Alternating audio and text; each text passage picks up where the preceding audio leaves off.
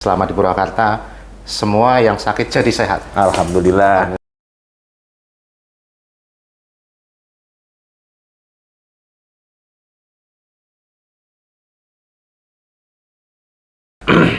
Salam berjumpa lagi dengan kami dalam acara podcast Maranggi.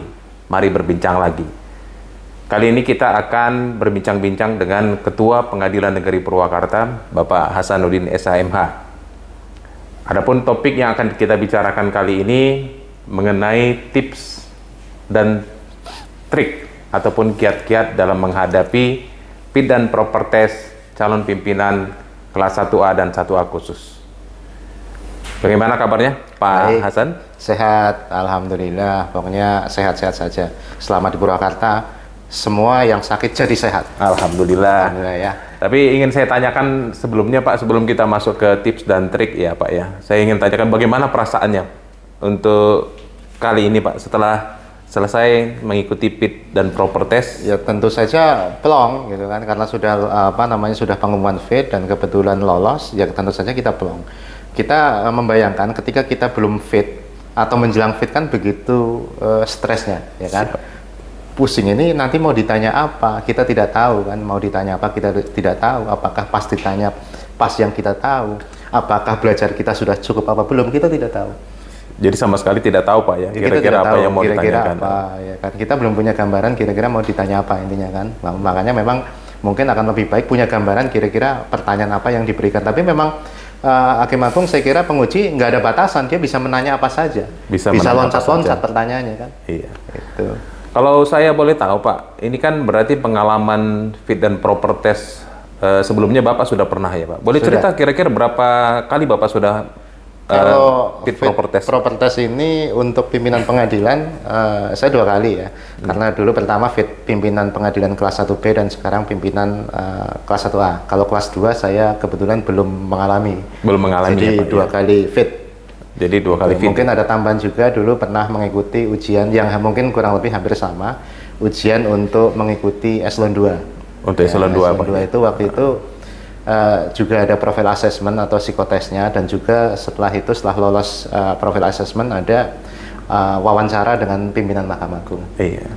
Saya masih ingat pada saat itu ketika saya melihat pengumuman seleksi administratif Pak untuk di eselon 2 itu. Saya bangga sekali karena Bapak kan kita satu angkatan nih Pak. Satu angkatan. Berani untuk mengikuti untuk eselon 2 Pak. Itu sangat luar biasa sekali. Itu nekat. Itu nekat kalau saya kan. Bisa sedikit cerita Pak, kenekatan itu disebabkan oleh apa Pak kira-kira? Ya intinya justru ketika waktu itu barangkali kalau bicara asbabun nuzulnya, justru pada saat itu saya sedang down gitu ya. Karena sedang down, semangatnya sedang hilang, maka bagaimana supaya kita menumbuhkan semangat kembali? Bagaimana supaya menumbuhkan semangat? Oh, ini ada pendaftaran eselon 2 ini, Dirbingganis. Sudah daftar. Kira-kira dengan begitulah harapan saya, maka semangat akan timbul kembali. Nah, jadi intinya ketika kita down, jangan biarkan larut gitu, Larut dalam saya. Tapi kita harus selalu bergerak, selalu dinamis. Segera recovery Pak ya? Ya, recovery tentu saja. Oke. Kalau pengalaman fit dan proper test Pak untuk kelas 1B dengan kelas 1A, bisa cerita kepada kita Pak, kira-kira yang membedakan itu apa? Yang paling fundamental antara fit 1B dengan calon pimpinan 1A itu Pak? Saya kira pertama jelas pengujinya beda. Pengujinya beda kan? ya Pak ya? Kalau saya lihat, kalau fit 1B pengujinya adalah eselon 1 Bapak Dirjen, Kabawas, ditambah eselon 2 di Dijen Badilum, kemudian para WKPT atau hakim tinggi kalau tidak salah ya. Tapi ketika kemudian kita beranjak ke fit pimpinan 1A dan 1H khusus, pengujinya adalah para pimpinan Mahkamah Agung yang meliputi WKMA. Jadi kalau kemarin pengalaman kita ada WKMA bidang yudisial, WKMA bidang non yudisial, ada tuaka perdata, tuaka pidana, tuaka pengawasan, tuaka pembinaan, ditambah Bapak Dirjen dan Bapak Kabawas. Jadi kemarin ada 8 orang. 8 orang. Iya, jadi itu satu perbedaannya. Kedua, tentu saja yang ditanyakan beda. Ya kan, kalau di 1A saya lihat ada juga yang kurang lebih masih umum-umum, seperti juga ketika kita fit di kelas 1B. Tetapi ada hal-hal yang sifatnya khusus ya, karena kita sudah mulai beranjak misalnya perdata khusus, pidana khusus, dan lain sebagainya. Jadi perbedaannya di situ Pak ya, dari orang yang menguji dan juga mengenai materinya. Materinya itu lebih kekhususan. Kalau perdata itu lebih khusus. Oke Pak, selanjutnya kita ingin menanyakan ya, ini kan pengalaman, berdasarkan pengalaman yang Bapak pernah lalui. Untuk tahapan-tahapan Pak, tahapan-tahapan sendiri untuk di FIT 1A itu, kalau saya tidak salah, apakah sama dengan di 1B, ada profil assessment, baru ada untuk kemampuan teknis, manajerial ada juga Pak ya. Tahapan-tahapannya bagaimana Pak? Bisa cerita kira-kira? Jadi kalau saya melihat itu, untuk FIT kelas 1B dan kelas 1A, saya melihat ada kesamaan. Kesamaannya pertama adalah dimulai dari kita mengikuti profil assessment atau psikotes lah ya. Psikotes. Saya lihat ketika saya mengikuti FIT pimpinan 1B, waktu itu kita masih zamannya ketemu langsung ya. Waktu tatap muka langsung. Tatap muka langsung. Jadi pada waktu itu kita FIT pimpinan pengadilan 1B itu kalau tidak salah di Denpasar di Bali tahun 2019 awal. Kemudian yang kedua ini zaman pandemi. Jadi kita ternyata via Zoom. Psikotesnya pun via Zoom. Tetapi kalau dari sisi materinya, kurang lebih saya lihat ada kesamaan sebenarnya. Ada kesamaan. Ya. Kesamaannya ya, saya tidak terlalu tahu tentang psikotes ya, tapi intinya kita ada ngisi kotak-kotak apa segala macam lah ya. Kemudian ada soal cerita dan lain sebagainya. Mungkin soal-soal logika sebenarnya. Untuk mengukur mungkin kecerdasan, kemudian mungkin dan lain sebagainya ya. Katanya kalau tidak salah ketika kemarin disebut, tapi ini silakan dikoreksi kalau salah, namanya tes psikometrik kalau tidak salah. Iya. Jadi ini untuk menguji mengenai kecerdasan, perilaku, pencapaian, kepribadian, kepemimpinan, saya rasa ada. Kepemimpinan, kurang lebih demikian. Iya. Nah, ketika kita FIT 1B dan 1A kan sama saja. Dan setelah itu ada jangka waktunya biasanya kan, misalnya 30 soal 10 menit harus selesai. Ya memang nggak mungkin kita 30 soal itu bisa kita selesaikan. Taruhlah mungkin dalam 10 menit mungkin cuma 5 soal yang bisa kita selesaikan. Tapi saya kira teman yang lain juga sama, tidak mungkin bisa semuanya. Jadi kita tidak perlu cemas ketika kita tidak bisa mengerjakan semuanya.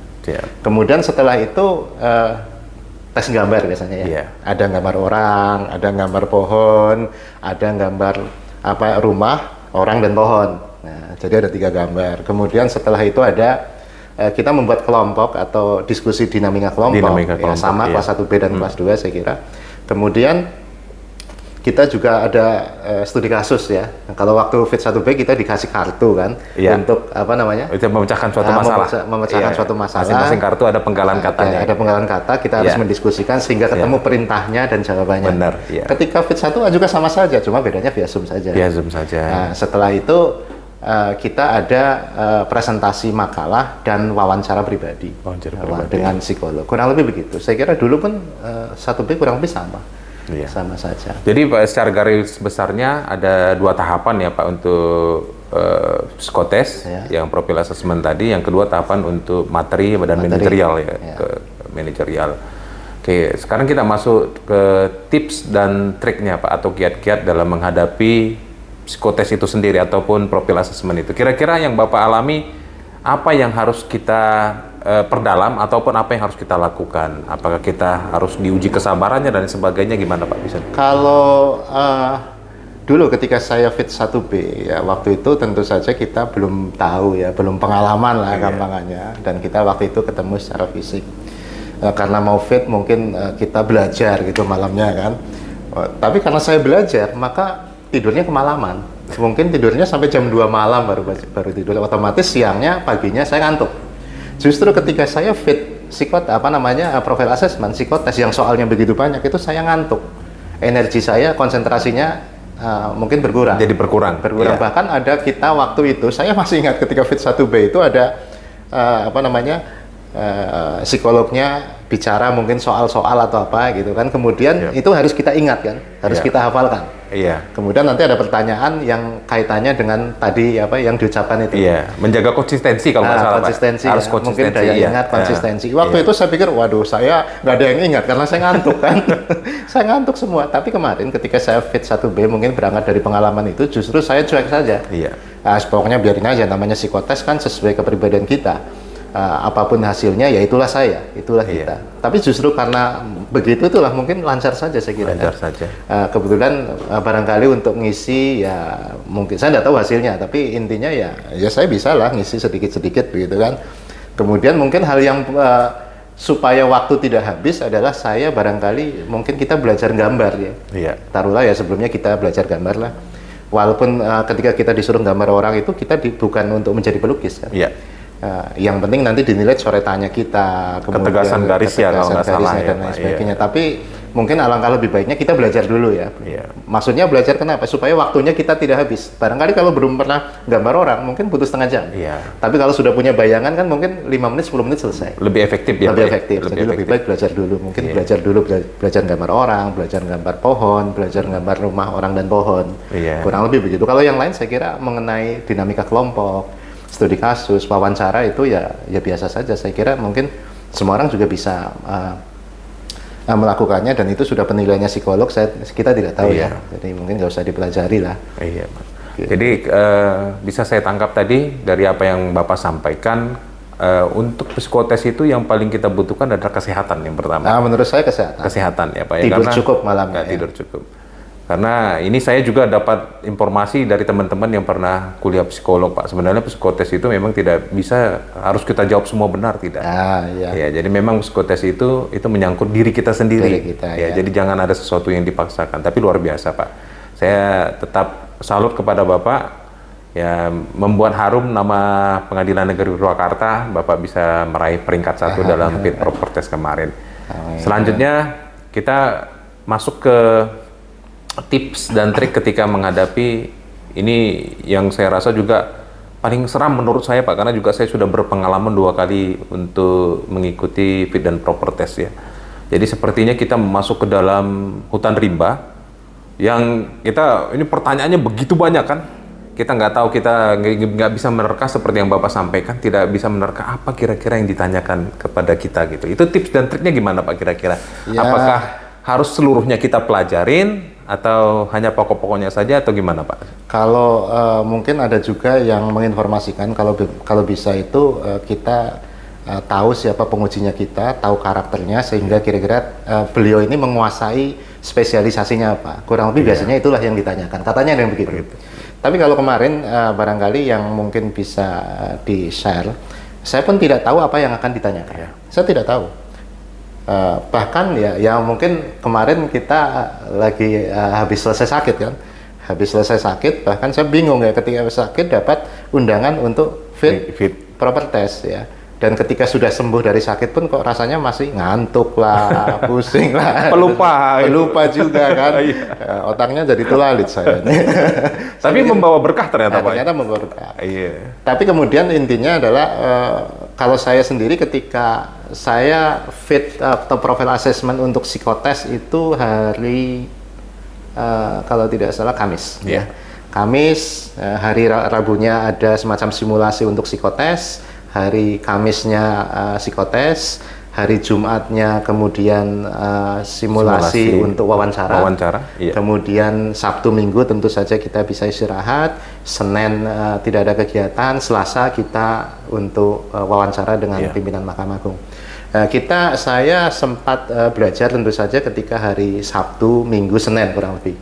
Apa yang saya pelajari? Ya waktu itu saya menekankan belajar mengenai saya mencoba menghafal kebijakan-kebijakan Mahkamah Agung, undang-undang dan lain sebagainya. Jadi saya mencoba menghafal perma-perma, sema-sema, undang-undang bahkan sampai pasalnya. Tapi ini mungkin kelihatannya parsial. Kenapa saya melakukan itu? Tapi saya kebetulan mengenai hal-hal lain ya, mungkin saya sudah nyicil jauh hari sebelumnya banyak hal yang berkaitan dengan hukum, biasanya literaturnya sudah pernah kita baca.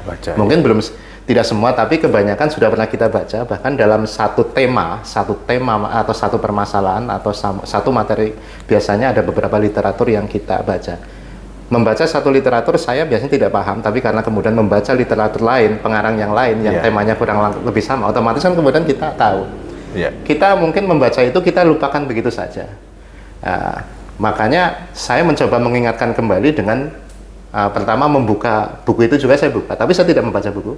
Ketika mau fit, saya cuma lihat garis bawahnya. Jadi setiap buku yang saya baca saya kasih stabilo, saya coretan. Jadi kalau buku saya biasanya udah penuh coretan kalau yang sudah dibaca ya. Tapi banyak juga buku saya yang masih dibungkus plastik ya. Saya beli masih dibungkus plastik, nggak pernah baca. Iya. Nah, kemudian setelah itu tadi saya tambah. Jadi pengetahuan itu saya anggap untuk yang sifatnya holistik ya. Saya mencoba menguasai seluruh masalah dalam suatu materi hukum apa. Misalnya dalam hal ini ketika kita contoh berkaitan dengan arbitrase. Ada beberapa buku yang pernah saya baca berkaitan arbitrase, bahkan sampai dengan hasil penelitiannya Balitbang Diklat ya. Saya membaca mengenai putusan arbitrase dan kendala eksekusinya di Indonesia, kalau nggak salah judulnya begitu.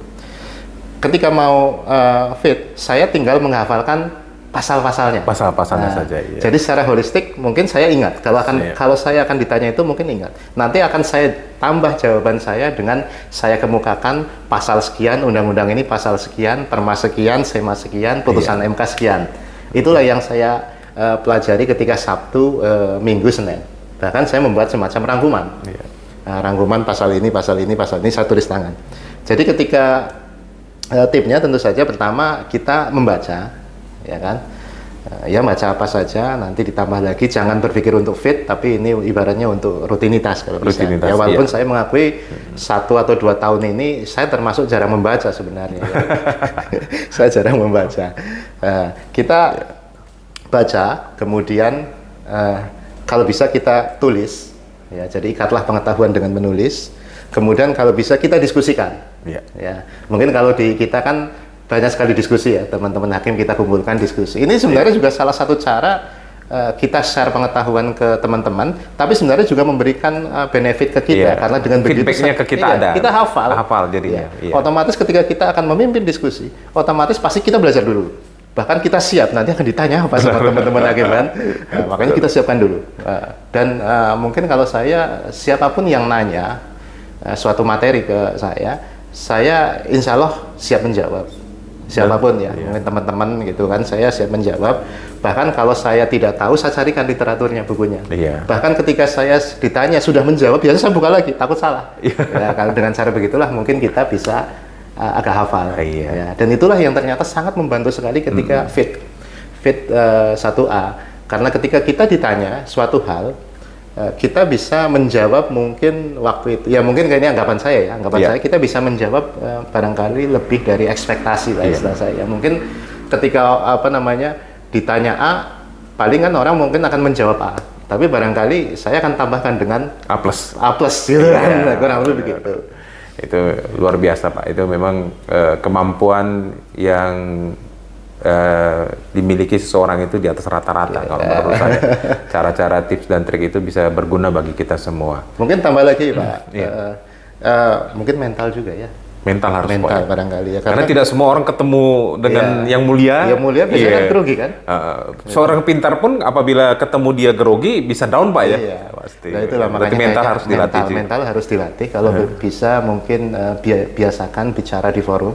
Kalau bisa juga mungkin biasakan dengan bicara dengan pimpinan-pimpinan yang levelnya jauh di atas kita, barangkali begitu. Dengan begitu mental kita akan biasa lah, biasakan. Karena saya lihat juga ketika kita fit, kadang-kadang pertama kita ditanya. Kalau ditanya A jawaban A dikejar terus. Nah, kalau kita tambah A plus, kok kalau pengalaman saya kok jadi agak reda ya, udah cukup menganggapnya. Kedua, kadang-kadang juga mungkin ketika kita sekali tidak bisa menjawab, kadang-kadang mungkin ada sedikit kita dikritik atau gampangannya tanda petik dimarahin misalnya. Setelah itu pasti down orang kan.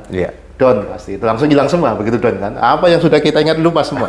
Apalagi kalau belajarnya baru sehari 2 hari kemarin. Pasti hilang semua. Makanya upayakan belajar jauh hari, mentalnya harus kuat, harus tenang, pokoknya ya nggak usah grogi. Hadapi dengan senyuman gitu. Hadapi dengan senyuman ya. Jadi istilahnya jangan SKS ya Pak, sistem kebut semalam ya Pak ya. SKS mungkin bisa saja SKS. Tapi SKS itu hanya untuk merimain kembali. Istilahnya kita sudah pernah membaca itu, kita sudah pernah membahas itu, tapi untuk mengulang kembali saja. Jadi poin-poinnya saja. Saya kira kalau SKS itu kalau memang SKS mungkin parsial saja pengetahuannya ya. Pengetahuannya parsial, Pasti ya. saya Tidak yakin- holistik ya Pak ya? Tidak holistik. Iya. Ketika ditanya pasti dia berpikir mudah-mudahan ditanya itu saja ya. Ditanya itu. Kalau yang lain nggak tahu kan. Ya. Padahal kalau kita tahu holistik kan kita ditanya apa, diputar-putar kayak apa pertanyaannya, ya mungkin kita bisa jawab ya, walaupun Iya. mungkin tidak seluruhnya betul. Tapi kan udah tahu maksud pertanyaannya, arahnya kayak apa. Itu bukan menyindir saya Pak ya. Oh no. Karena saya punya pengalaman begini Pak. Dalam mengikuti fit dan proper test itu, saya selain mental dan belajar, mungkin saya sistemnya hampir sama kayak Bapak, kita resume. Setiap apa yang kita baca kita resume. Ada catatan tersendiri di saya. Tapi ada satu Pak, ada dua. Sebetulnya ada dua, ini berbagi pengalaman juga. Yang selalu saya lakukan, karena saya juga udah 2 kali pengalaman fit. Yang pertama minta restu orang tua. Terus yang kedua, saya itu selalu berdoa Pak. Saya itu tahajud meminta agar apa yang saya tahu itu yang ditanya. Yang ditanya. Itu cara di luar logika. Tapi kalau menurut saya, kenapa kita itu akan dimudahkan, kita akan dilancarkan apabila kita pertama meminta restu orang tua. Saya selalu Pak sama ibu saya, sama bapak saya telepon bahwa saya akan ujian, mohon doanya dan sebagainya. Terus yang kedua begitu, saya selalu tahajud. Dan ini saya lakukan gitu. Ya istilahnya percaya atau tidak, karena kita beragama, kita percaya bahwa kalau kita meminta sama Allah, kita meminta sama Tuhan, mudah-mudahan Tuhan akan mengabulkan. Itu mungkin hanya tips tambahan saja Pak. Iya. Ya itu penting juga berdoa lah ya. Tentu saja kita harus berdoa. Ya kalau syukur-syukur ya tadi yang kita tahu itu yang ditanyakan. Kita tahu banyak kayak apapun, kalau yang ditanya pas yang tidak kita tahu, ya matilah kita. Tapi sedikit Pak, saya ingin nanya ini ya. Ini kan bincang-bincang kita. Bincang-bincang santai saja. Saya masih ingat sekali ketika Bapak selesai tes wawancara. Ya. Kalau tidak salah saya turun dari atas, Bapak baru muncul dari bawah. Kita ketemu ketika Bawas datang Pak kemarin. Saya tanya, gimana Bapak? Ya saya bisa jawab semua. Wah kalau begitu Bapak, saya yakin Bapak pasti. Tapi Bapak masih kurang percaya diri gitu. Bapak mengatakan, ya saya bisa menjawab semua, tapi saya nggak percaya saya akan istilahnya prestasi gitu. Masih ada rasa pesimis di Bapak. Kira-kira apa yang mengganggu perasaan Bapak pada saat itu? Kok tidak kurang yakin bahwa Bapak sudah bisa menyatakan Bapak yakin bisa menjawab semua, tapi kalau untuk mendapat peringkat kayaknya Bapak kurang bisa menjawab gitu loh. Ya gimana ini kalau saya jawab saya senyum jadinya kan. Karena ini juga menunjukkan saya orang yang pesimistis. Tapi itu yang saya rasakan Pak, karena itu kan memang keadaan nyata ya, real ya. Pada saat itu saya tanyakan seperti itu. Tapi memang betul ya, ketika fit itu ya kita selesai semua penguji fit, saya pikir-pikir, kayaknya ini persepsi saya bisa dari menjawab semua penguji itu mayoritas 100% bisa saya jawab. Iya. Mungkin bahkan saya berpikir dalam hati, barangkali bisa saja mungkin saya ranking 1. Tapi apa ya saya bisa ranking 1? Ya, kan gitu pertanyaan yang sering yang Bapak katakan ke saya, apa mungkin saya bisa ranking 1? Ranking 1 gitu kan.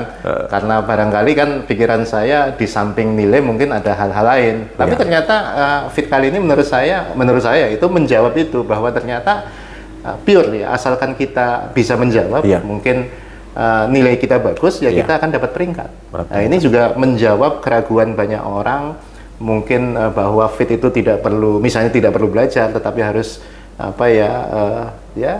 faktor X yang faktor X misalnya itu tidak ada. Tidak ada. Dan itu saya buktikan. Saya sudah membuktikan tidak ada. Iya. Jadi yang perlu kita pointers, kita garis bawahi bahwa kita itu menikmati apa yang kita perbuat gitu. Maksudnya kalau kita belajar, kita bersungguh-sungguh, otomatis prestasi itu akan mengikuti sendiri.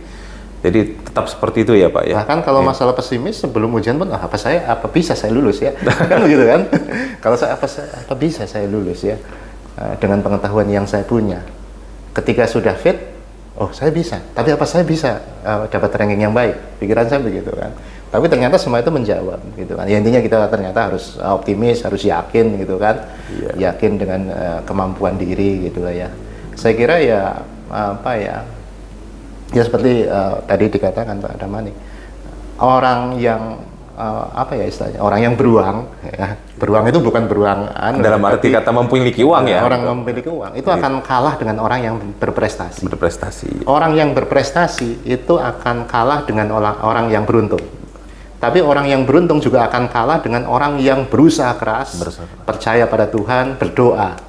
Ya kan, seperti tadi berdoa, ya kan. Jadi ya kita intinya berusaha keras, berusaha maksimal, berusaha sungguh-sungguh ya. Ya, saya suka ngomong kan hanya orang yang setengah-setengah yang menyesal. Itu sebenarnya dari kata manjada wajada gitu kan. Iya. Bersungguh-sungguhlah dalam setiap hal. Dan saya pun ketika fit bahkan saya merasa bisa. Tapi ketika fit pun saya menyesal. Loh kenapa 1-2 tahun ini kok saya termasuknya jarang baca Jarang gitu baca, kan. iya. Masih menyesal itu. Karena ternyata kalau saya berusaha lebih, saya kira saya akan punya hasil yang lebih. Iya. Ya. Siap. Saya berusaha lebih keras, membaca lebih keras, belajar lebih keras. Mungkin kalau di fit barangkali mungkin jawaban saya akan lebih bagus. Kalau tadi kita coba bisa jawab A+, ya barangkali ini mungkin apa? A++ kah atau A++ ya, bukan plus ya. Itu termasuk tips dan triknya ya, Pak triknya ya. begitu. Gitu. Tapi mungkin sama ya Pak. Saya banyak belajar juga dari Bapak. Ya, saya merasa beruntung karena saya mendapatkan ketua seperti Bapak, bukan karena di depan Bapak nih Pak, Ya, ini kita podcast ya, kita satu angkatan ya. Saya ternyata banyak belajar dan selalu saya sampaikan kepada teman-teman, terutama adik-adik kita, kita diberi kesempatan untuk memimpin, saya selalu mengatakan bahwa kita itu jangan pernah merasa diri kita pintar. Karena kalau kita merasa diri kita pintar, kita tidak akan mau belajar gitu. Jadi harus setiap tempat, setiap waktu, setiap apa yang kita lihat dimanapun, kalau menurut saya itu ada nilai untuk kita belajar Pak, jadi terus untuk belajar. Jadi terima kasih Pak, cuman ada sedikit yang ingin saya tanyakan mengenai rencana ke depan. Ini kita udah harap-harap cemas juga nih Pak, ini harap-harap cemas karena memang sudah pasti ya progresnya seperti itu Pak. Ini seperti sistem yang ada di Mahkamah Agung, begitu kita lulus fit pasti tidak berapa lama lagi Bapak pasti akan dipromosikan untuk menjadi wakil di Pengadilan Negeri kelas 1A. Ya, wakil Pak. Jadi kembali lagi ke wakil. Jadi ini kalau harapan ya, berbicara harapan Pak, kira-kira Bapak itu kepinginnya di mana sih gitu? Kalau menurut Pak Damanik bagusnya kan begitu. Ya, kalau saya sih, kalau bisa Bapak dekat-dekat kita saja gitu Pak. Biar kita bisa tetap mendaulat Bapak untuk bisa mengajarin kita. Kalau saya sih harapannya seperti itu Pak, doanya seperti itu. Ya, karena apa ya Pak? Ya, waktu kan terus berjalan. Waktu terus berjalan. Kalau saya sih harus mendukung Bapak. Mendukung Bapak. Saya sampai sekarang pun saya belum ada gambaran. belum ada gambaran mau kemana atau mau di mana, karena kan kita tidak pernah tahu sampai TPM keluar. Kalau TPM keluar baru tahu. Dan selama ini sendiri saya juga sudah beberapa kali penempatan ini selama kita tugas di pengadilan, saya belum pernah tahu mau kemana.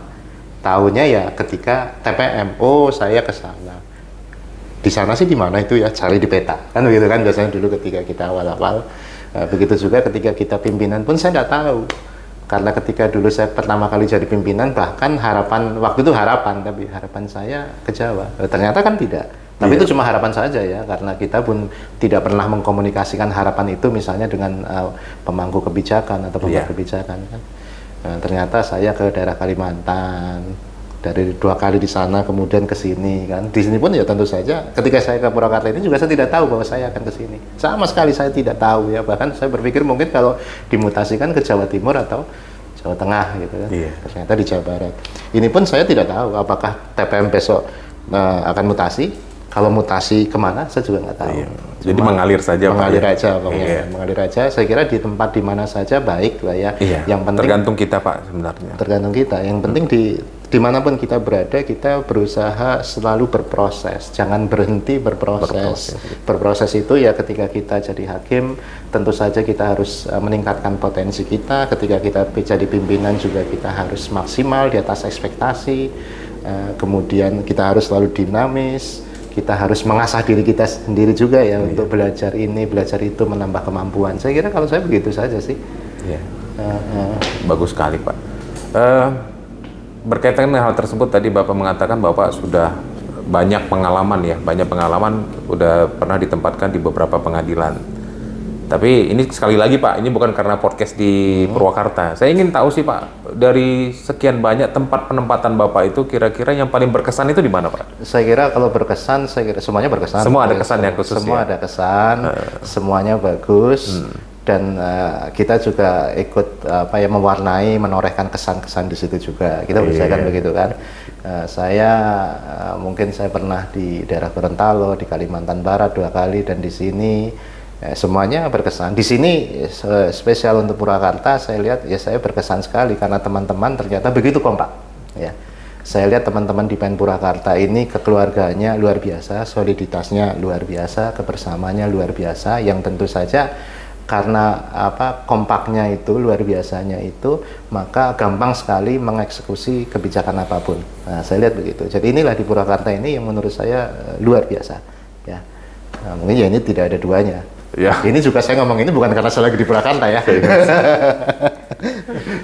Iya, kembali lagi memang begitu Pak. Saya berpikir kalau dipikir-pikir kita kan sama ya Pak, hanya beda 1 hari pelantikan. Iya. Bapak dilantik tanggal 2.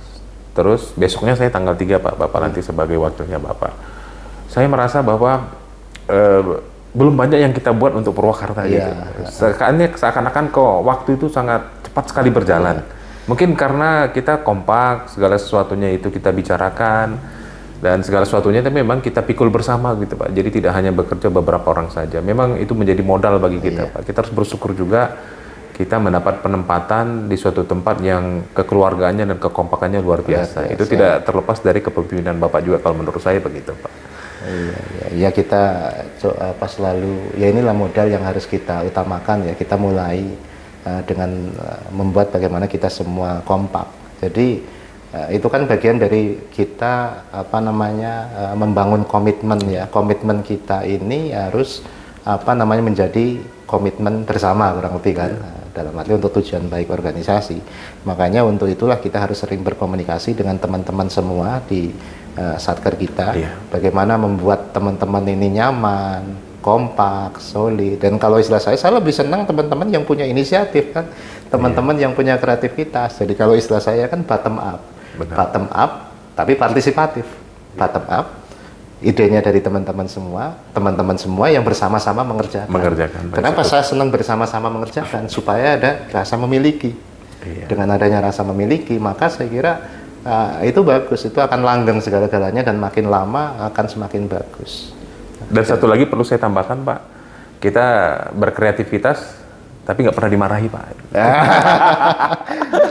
Jadi kita jadi berani Pak, jadi berani. Bapak memberikan kebebasan sepanjang kreativitasnya itu memang untuk kebaikan dan untuk membangun pengadilan negeri Purwakarta. Ya kalau menurut saya nggak ada yang salah gitu kan. Kalau yang salah itu ketika misalnya berkaitan taruhlah dengan hukum ya, sudah jelas pasal sekian misalnya harus begini. Tapi berkaitan dengan manajemen, saya kira nggak ada yang salah lah. Semuanya baik bagi saya kan, semuanya baik. Dan jangan menyalahkan gitu. Kalau begitu kita menyalahkan orang ini teman-teman itu akan mungkin takut. Ketika takut berkreasi nanti segala-galanya nanya ke kita malah. Nanya ke saya. Jadi tidak berkembang Pak. Kalau nanya ke kita terus ya susah juga kita kan. Dosiknya harus ngurus hal kecil semua ini kan. Kurang lebih begitu. Tapi dengan mereka bisa mengambil keputusan sendiri, bisa berkreasi sendiri kan kita enteng. Bahkan kalau menurut saya Bapak terlalu baik Pak. Mungkin teman-teman bisa menilai Pak. Ya istilahnya kalau di Medan itu yang lebih rese itu sebetulnya Pak Wakil Pak katanya. Lebih cerewet itu Pak Wakil. Karena mereka itu selalu mendapat WA setiap malam. Gitu ya. SIPP. Kalau Bapak itu terlalu baik Pak kalau menurut saya. Tidak pernah marah dan lain sebagainya. Bahkan saya yang suka marah Pak itu. Tapi kan harusnya begitu kalau wakil tuh. Padahal wakil marah kan disuruh ketua kan. Oh siap Pak. Ya saya juga minta restu juga dari Bapak kan. Pak saya tegur ya Pak kan seperti harus begitu memang. Harus begitu. Aduh ini luar biasa Pak bincang-bincang kita malam ini. Mungkin terakhir yang ingin saya tanyakan ke Bapak. Pesan-pesan untuk kami dalam bentuk quote ataupun kata-kata mutiara, kira-kira apa yang bisa disampaikan Pak? Ya apa ya, kalau saya kemarin kebetulan posting di media sosial, saya bilang manisnya hidup terasa setelah letih berjuang. Ya itulah maksud saya. Itu sebenarnya dari mungkin Imam Syafi'i kalau tidak salah ya. Yaitu saya suka dengan kalimat itu. Artinya kita ini harus bekerja keras, harus berjuang, harus pekerjaan-pekerjaan kita di kantor ini, inovasi kita kerjakan padat karya lah ya Pak, melibatkan banyak orang supaya semua kalau bisa gampangannya capek semua. Karena dengan capek itulah ketika itu berhasil, itu terasa indahnya. Terasa menyenangkannya. Tapi kalau tiba-tiba kita berhasil tanpa kita berjuang itu Jerih payah, hampa. ya, hampa. Kalau menurut saya loh ya, hampa. Dan saya sudah pernah mengalami itu. Dalam arti saya sudah pernah ya mengalami kejadian-kejadian atau keadaan semacam itu yang dapat dikatakan perjuangannya kurang, tapi tiba-tiba berhasil. Iya. Rasa memilikinya atau rasa kebanggaannya itu kurang. Nah, makanya untuk itulah kita harus bekerja keras. Nah, begitu, itu proses lah ya. Iya. Sebenarnya ketika bekerja keras pun, kalau istilah saya tidak mementingkan hasil ya. Yang penting kita berproses. Iya. Ya. Selalu Bapak sampaikan ke kita itu proses. Hasil tidak penting, tapi sebenarnya kan yang namanya hasil katanya tidak akan mengkhianati usaha. Iya. Kurang lebih demikian. Jadi ya. Terima bekerja kasih keras. Pak ya atas quote-nya.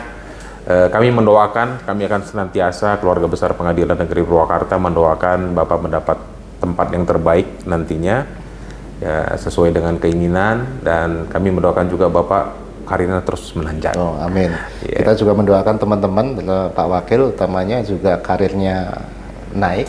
Gitu kan? Kita kan tidak tahu nanti kita sampai di mana sih. Ya, mungkin Pak Wakil suatu ketika menjadi pimpinan Mahkamah Agung, atau ya kita mendukung. Ya. Mungkin juga malah, ya saya tidak tahu nanti saya juga sampai di mana kan kita tidak tahu. Iya, Pak. Tapi intinya kerjasama, silaturahmi, persaudaraan tetap. Juga teman-teman di Men Purwakarta juga saya ingin semuanya maju semua. Semuanya berhasil, semuanya menjadi orang top. Teman-teman hakim juga pengen saya semuanya maju, menjadi calon-calon pimpinan di Mahkamah Agung. Seperti kita selalu kita bicarakan, ya kalau bisa Men Purwakarta ini menjadi semacam kawah candra di muka. Iya. Untuk teman-teman semua, teman-teman hakim, dari sinilah titik awal, di sinilah kemudian mereka batu loncatan ke tempat yang tinggi. Makanya dari di sinilah kita harus berproses keras, belajar banyak hal, mempersiapkan untuk masa depan. Terima kasih atas waktunya Pak. Terima kasih. Ya, mohon maaf mengganggu istirahatnya. Jadi terima kasih semua. Hari ini kita sudah berbincang-bincang dengan Ketua Pengadilan Negeri Purwakarta Bapak Hasanuddin SHMH. Beliau telah bercerita banyak mengenai pokoknya mengenai tips dan trik ataupun kiat-kiat untuk menghadapi fit dan proper test calon pimpinan kelas 1A dan 1A khusus. Tetap bersama kami dalam acara atau program podcast Pengadilan Negeri Purwakarta Maranggi. Mari berbincang-bincang lagi. Oke, terima kasih. Salam.